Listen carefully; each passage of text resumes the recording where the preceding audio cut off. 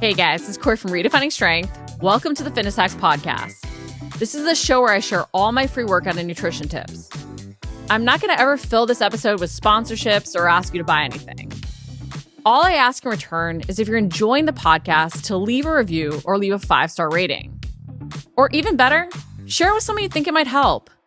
This will only take a few minutes and would mean the world to me and possibly change the life of someone you know. So let's jump right in.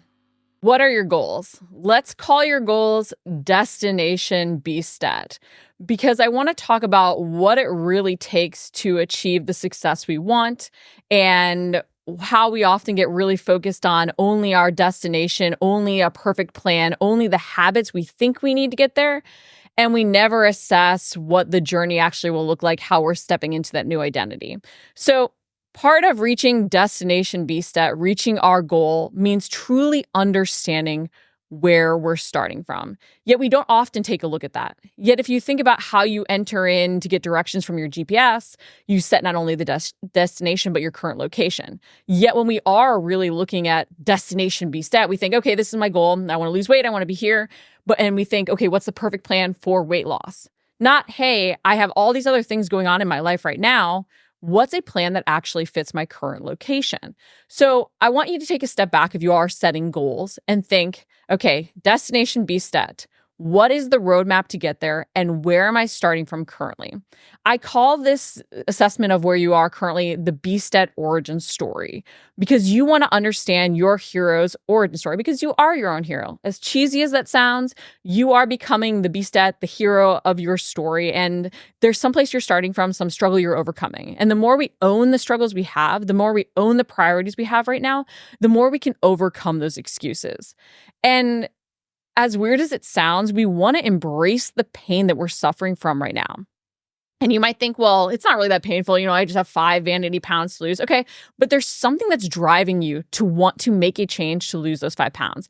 And generally, even a goal we deem small or inconsequential because potentially someone else has told us it's not that important or we feel vain in achieving it, has farther reaching ramifications than we really realize and more pain attached to it.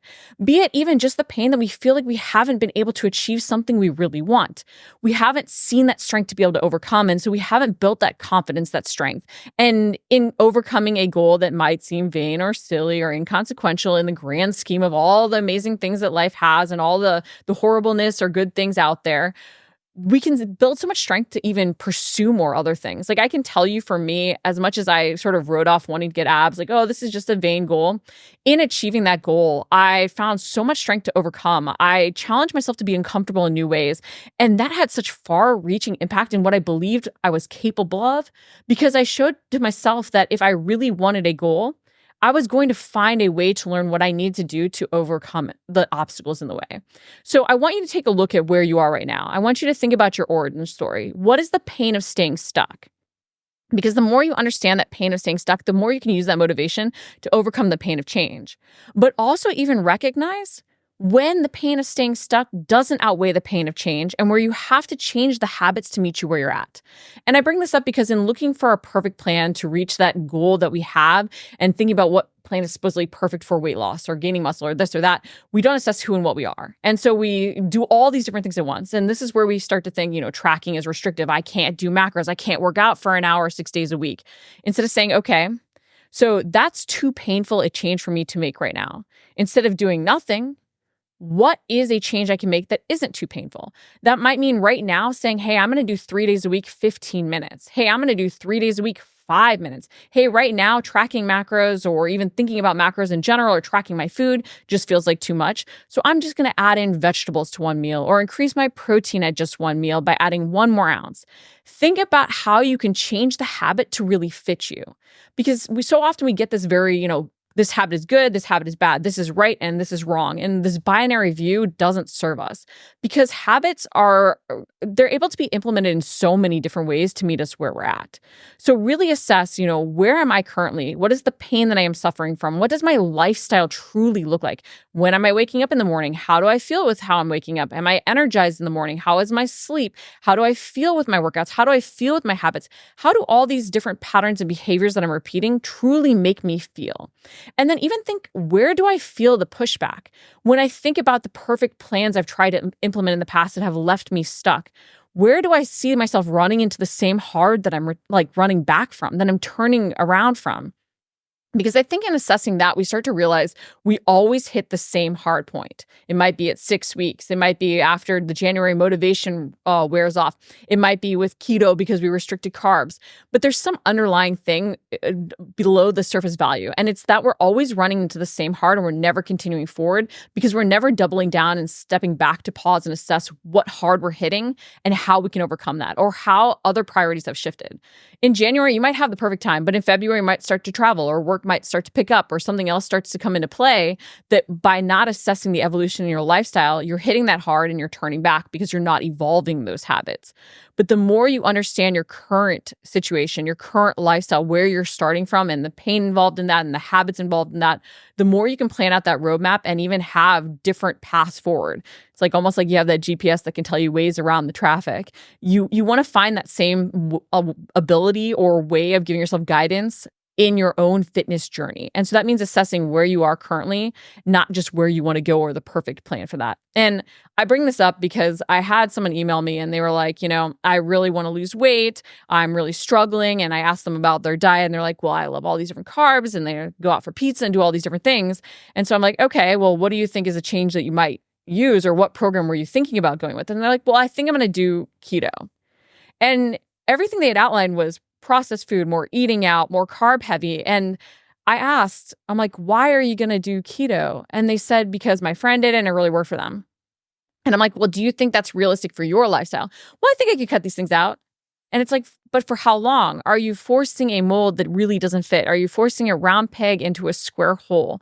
And in really having her step back, she started to realize like, oh, this is why I haven't seen the results because I keep going after a perfect plan, something I think I can, use short term. And not that we don't use certain things short term and what you do to reach a goal isn't what you'll do to maintain it, but there has to be some change in actual lifestyle habits, mindsets, the underlying actions we're taking. We have to find ways that we're learning something about ourselves to move ourselves forward and create that discipline, not just forcing a mold that we can maybe willpower our way through for a little bit. And so in having her step back, she realized that keto wasn't the way and that by actually tracking what she's currently doing, she could work those things in, find evolutions in our habits that moved her forward and see sustainable results. No, it's not the overnight quick fix that some of these fad diets, promise us and even give us, but it's the lasting results because we don't want to look good for just one day and we don't want to just lose 10 pounds to gain it back. We want to truly see changes and we want to reach that destination Beastette. So I would really urge you as you're setting goals, don't just look at the goal. Don't just look at, a perfect plan. Look at where you are right now to evolve habits to meet you where you're at. And then recognize as you reach that goal, you're stepping into a new identity. Think about what that lifestyle truly looks like to be there. Because I think even in assessing that, and when I question her more about the keto, I'm like, does your destination have that same lifestyle that you're now trying to use to get there? And again, there's evolution in it, but she realized, no, I wouldn't be maintaining this long-term. Okay, well, what would you need to be maintaining long-term to maintain the results that you've built? And so, and then assessing the actual lifestyle and not just the goal, not just having lost the 10 pounds, but what is the lifestyle that person's leading to then maintain that loss? She started to see how we could sort of backtrack to her current location and make the habits that she needed now eventually evolve into the habits she would need to sustain. So I would urge you, as you're setting goals, take a look at your current location to meet yourself where you're at and do the habits you need right now to move you forward, knowing that they can evolve over time. Don't force a perfect plan. And then as you look at your goal, really assess the lifestyle you'll be stepping into with that, because that's what helps us connect all the dots and really have that GPS, that roadmap laid out in a way that moves us forward and moves us forward in sustainable ways. So I would really tell you, reflect. Don't just seek a perfect plan. Don't just seek to take action immediately and force yourself into all these habit changes. Really draw upon where you are right now and outline the lifestyle you'll need to be living and assess what identity you'll be embracing, because I think that will help you take a different perspective when you make changes this time and see the results you actually deserve versus jumping from thing to thing, hitting the same hard to only turn back. Thanks for listening to the Fitness Hacks podcast. Again, this is the place where I share all my free workout and nutrition tips. I'm never going to run sponsorships or ask you to buy anything. All I ask in return is if you're enjoying the podcast to leave a rating or review or share it with someone you think it might help. This will only take a few minutes, and it would mean the world to me, and possibly change the life of someone you know.